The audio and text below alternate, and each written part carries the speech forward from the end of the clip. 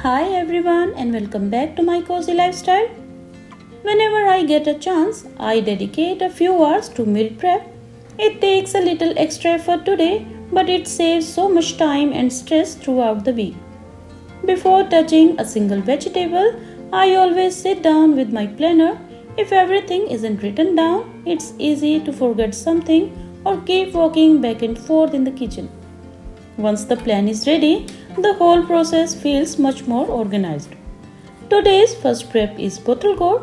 I am preparing it in two different ways because I know I'll use it in different recipes during the week. One portion is grated and lightly cooked. Keeping this ready makes life so much easier because it can be used in parathas, chillas, koftas, raita, or even mixed into dough whenever needed. The remaining bottle gourd is cut into bigger pieces. Some will go into sambar, some into loki ki sabzi, and sometimes I even add it to the vegetable pulao. Trust me, it blends in beautifully, adds extra nutrition, and makes the rice wonderfully soft.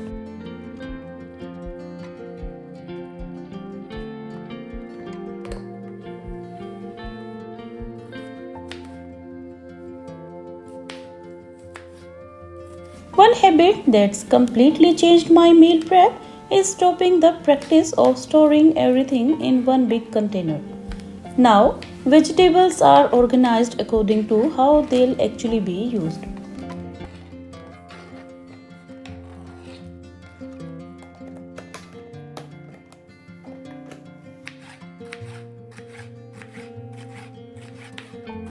Take capsicum for example. Some recipes need large chunks while others need thin slices. Instead of cutting everything the same way and recutting it later, both styles are prepared at once. The chunkier pieces are perfect for paneer, stir fries, and pulao, while the thinner slices are ready for wraps, chow mein, sandwiches, or quick breakfast recipes. It may seem like a small difference, but little habits like this save so much time during busy evenings. The same method works for carrots and cabbage too. Some are kept in large pieces for everyday cooking, while the rest are finely chopped because they are used almost every morning. Whether it's poha, upma, fried rice, sandwiches, or stuffing, everything is ready to go.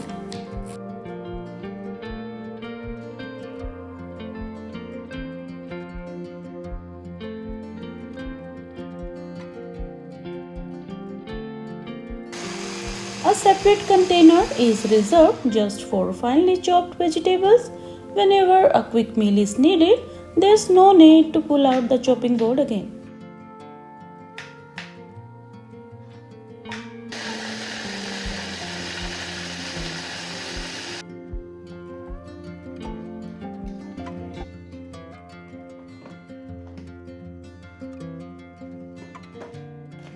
Beans are also divided into two portions. The larger pieces are perfect for mixed vegetables and everyday sabjis, while the finely chopped beans work really well for breakfast recipes like upma and different fillings.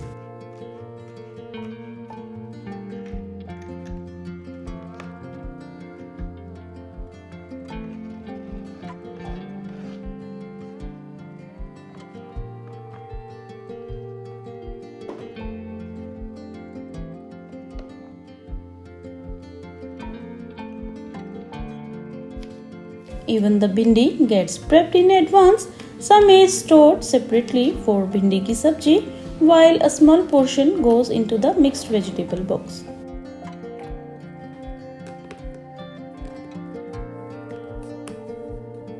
Looking at all this chopping, it might seem like a lot of work, but honestly, cooking isn't what takes the most time. It's all the preparation beforehand.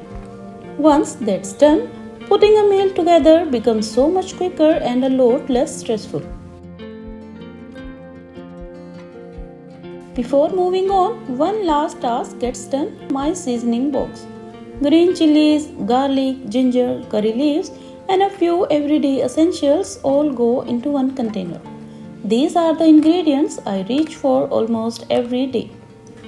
Having them ready means no opening and closing the fridge every few minutes while cooking. Now that all the vegetables are ready, it's time for the part that probably saves most of the time during the week, my homemade gravy bases. Instead of making just one, I always prepare two. The first is a rich, creamy gravy that's perfect for dinner, mixed vegetables, or whenever a restaurant style curry is on the menu. The second is an everyday onion tomato masala that works beautifully for dal, rajma, chole, and most Indian subjects. Since both the gravies are meant for storage, no water is added while cooking. The tomatoes release enough moisture on their own, and avoiding extra water helps the gravy stay fresh for longer. For the creamy gravy, onions, tomatoes, ginger, garlic, whole spices, cashews, and melon seeds all go into one pan together. Then it's simply left to cook slowly until everything becomes soft and full of flavor. While that's cooking, it's the perfect time to start the everyday onion tomato masala. Meal prep is all about making the best use of time instead of waiting for one thing to finish before starting the next.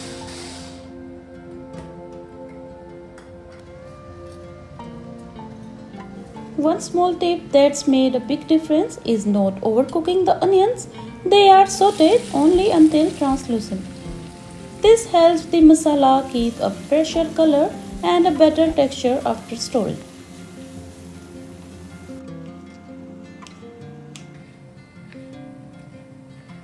Salt is also skipped at this stage because it draws out moisture. Since this masala is being stored, it's better to add salt only after everything has cooked properly. While the onions are cooking, I like to make use of that time instead of just waiting. The tomatoes get roughly chopped and quickly pulsed in the chopper. I don't blend them into a completely smooth puree. At the same time, I keep stirring the creamy gravy base every now and then, making sure nothing sticks to the bottom.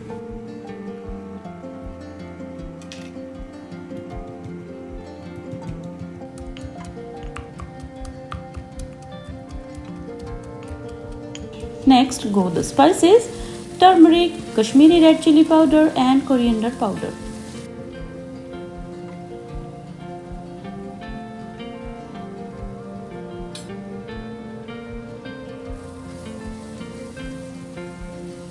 As soon as the coriander becomes fragrant, freshly crushed ginger and garlic are added. Freshly crushed ginger and garlic always gives a much richer flavor than ready-made paste.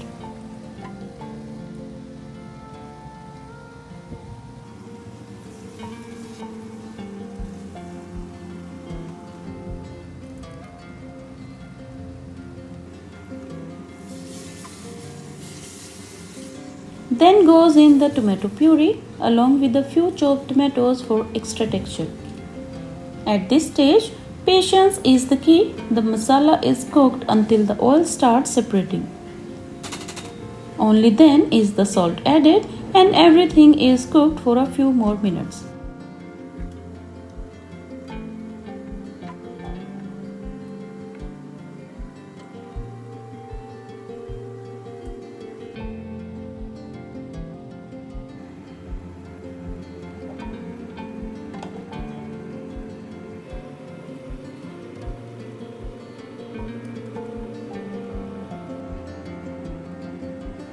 And finally, a little white vinegar goes in.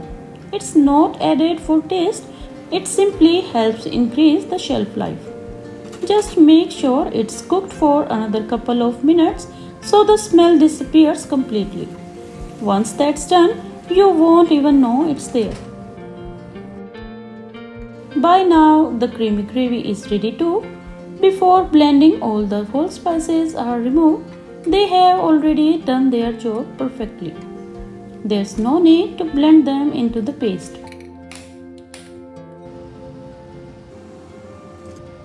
Instead of storing both gravies in large containers, they are frozen in small portions. This has honestly become one of my favorite meal prep hacks. On busy days, it's simple as taking out 1 or 2 cubes, no wastage, no defrosting an entire container, and cooking becomes so much quicker.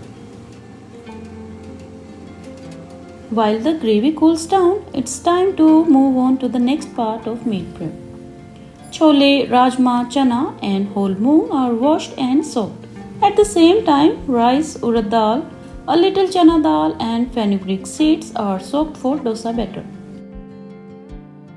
Whenever something is cooking, that's usually the cue for start the next task. It keeps everything moving and saves a surprising amount of time by the end of the day.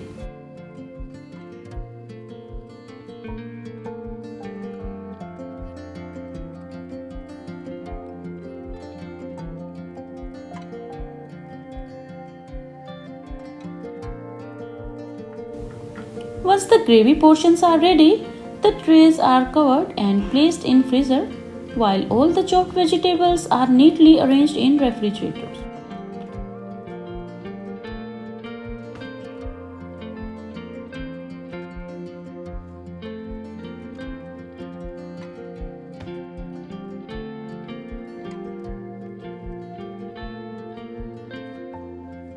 The next morning, the soaked beans go into pressure cooker, potatoes start boiling and the dosa batter is ground. After grinding, the dosa batter is whisked by hand for a minute or two. It's a tiny step, but it ferments much better this way, and the dosa turns out softer. The soaked moong goes into the sprout maker. At the same time, peanuts and semolina are dry roasted. Roasted peanuts are always handy for quick snacks or as topping for poha, and having roasted semolina ready means breakfast is already half prepared.